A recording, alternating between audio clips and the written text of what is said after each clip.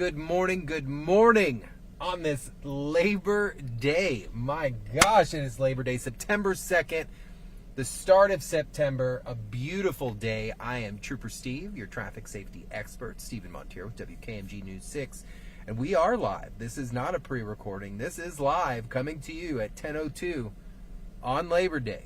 You had me, Crystal Moyer, Chief Meteorologist Candace Campos with you this morning. Bridget has the day off, so then the three of us rejoined for Breakfast with Bridget, hosted by what we like to say Croissants with Crystal. It is so cool to be with you guys today because the weather is great. My truck's right now reading 79 degrees outside. Does it get better than that? And we're talking about a very interesting topic today, but we're gonna talk about the topic, but we're also gonna generalize a little bit of vehicle operations and encountering wildlife. Okay, some of you are not going to like what I have to say. Others are going to understand why I am saying what I'm saying in the way that I'm gonna say it. First and foremost, today's question, we're talking about Florida's lovely Sandhill Crane. And if you don't know what I'm talking about, it is that long-legged, kind of long-necked, gray, heron-like bird, has that red patch on top of its head. And the question was submitted, what are we supposed to do when we encounter these types of birds out on the roadway? And it's a very interesting question because for me it's kind of obvious. But many people think they're just birds. Many people don't understand the diva-like mentality that comes with these animals. And these animals have a personality like no other bird you will ever meet. They'll side-eye you in a heartbeat. They will stare at you knowing that they're in your way. Almost like our dogs will sometimes do things when they know what they're doing is just horrible. But the funny thing is, I've got one right here to the front left of the SUV of, our Results One truck here, along with, I'd show you the left side camera, but it's not looking the best this morning, which is not overly pleasing. But this morning when we first pulled up to this neighborhood, I took some video, and I can show you that video. It's actually really cool. So we were driving down, and boom, I encountered some right in the roadway here. They're not going to move, guys. Let me be the first to tell you.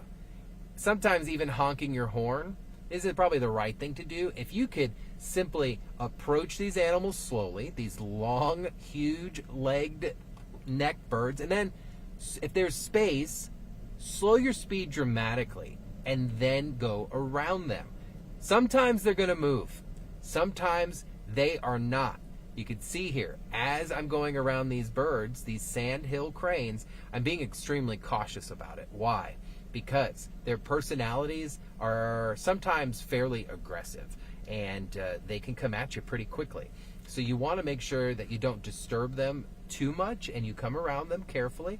Just like here, I'm approaching them from the opposite direction. They move to the other side of the road a little bit closer, and I just cruised on by, which is what you should be doing. So we're going to drive around this neighborhood a little bit here because I want to show you that they're out and about all the time, guys. And specifically early mornings. Why? Because the bugs out in people's yards are rising to the surface. The sun is coming out. They can start to come out and do their thing. Look at here.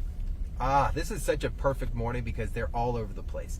So right here, as you're driving, you'll always find them usually in residential neighborhoods, but look right here. So there's three of them walking. There's a younger one here. These animals do find mates, and then their pairing is for life. And then they raise their young out in these residential type neighborhoods. They're all over the place. But they're just birds doing their thing. But there are laws that protect these birds, and I want to talk about that because this is not just your normal type of crane. This is not something that, all right, there's a bunch of crows out in the road, you can go up, disturb them a little bit, they're going to move out of the way, and you can continue. You are required by law to use extreme care with these animals. you are required to treat these animals as a threatened species because the state of Florida has them designated as such. So even harassing them to a point where you're shooing them away, you could be committing some type of violation. So let's talk about what those violations are and what Florida law specifically talks about it. Let's get turned around.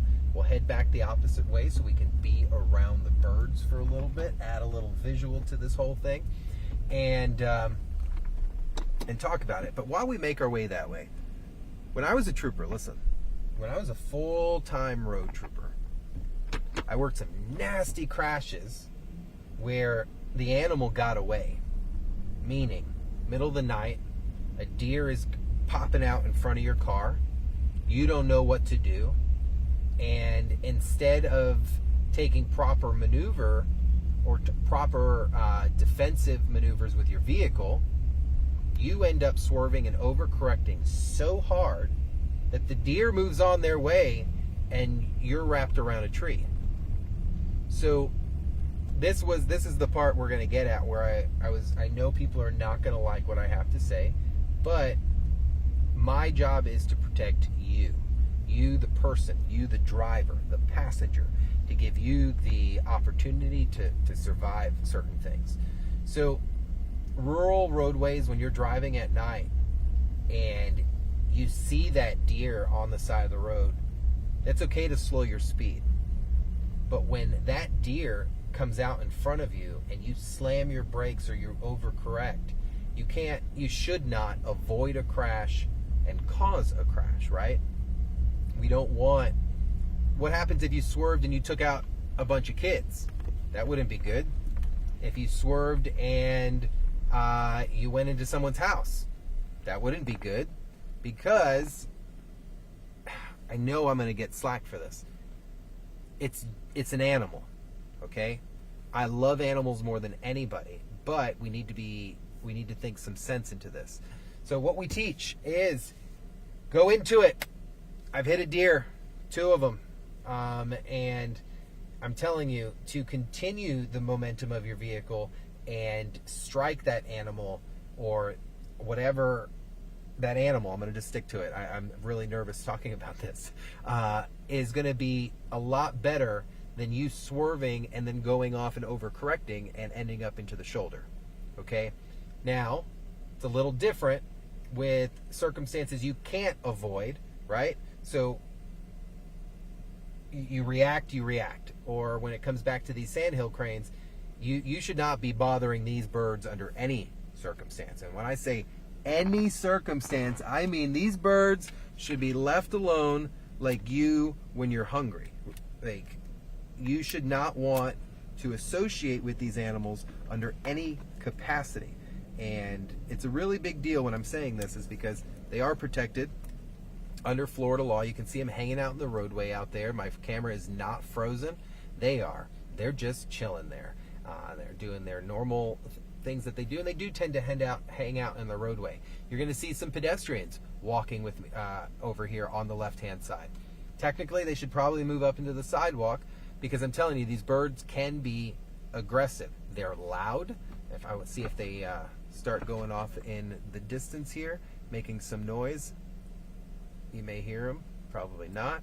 So let's talk about them and why they are protected, right? So they are covered under the federal crane is protected under the U.S. Migratory Bird Treaty Act and the state designated threatened species by the Florida Endangered and Threatened Species rules. So meaning they got bodyguards, guys. They are protected by the state of Florida, and they are pretty hefty fines that go up with stuff like this. So you can go to jail for messing with these birds.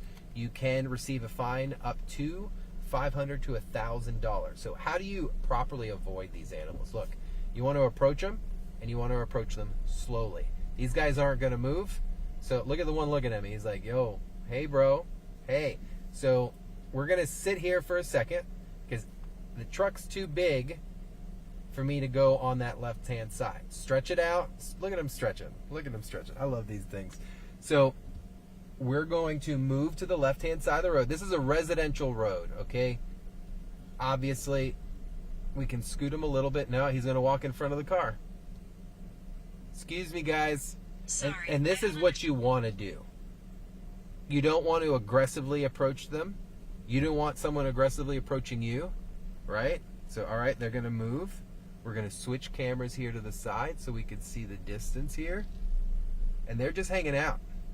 You want to pass them slowly.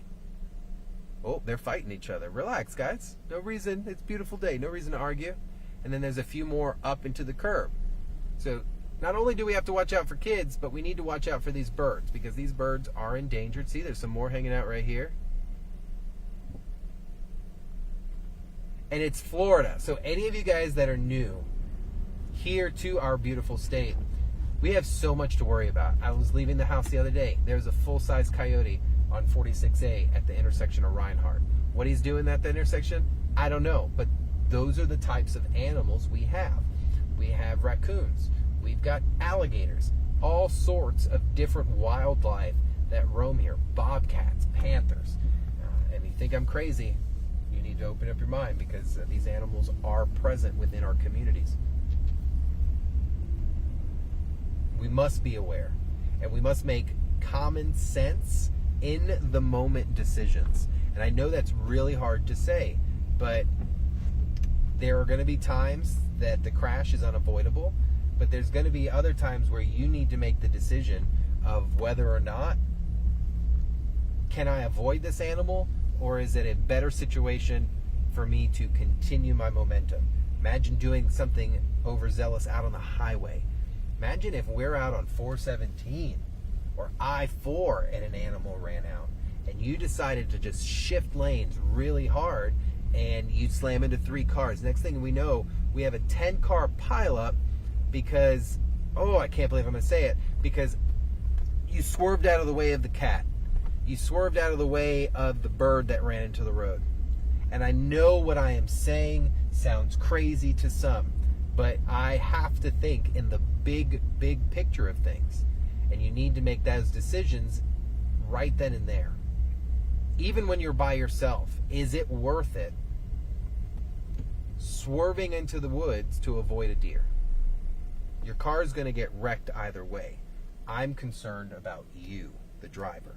We are taught in advanced driving that when an animal, a deer, suddenly presents itself, when a cow suddenly presents itself, it is much more wise and tactical driving to continue the momentum of your vehicle, maintain control, and go through it, rather than me slamming my brakes and ending up in the wood line with an overturned vehicle and the animal gets to walk away. I'm not saying it deserves repercussions for putting me into the wood line, but I'm saying we need to think in a practical kind of sense.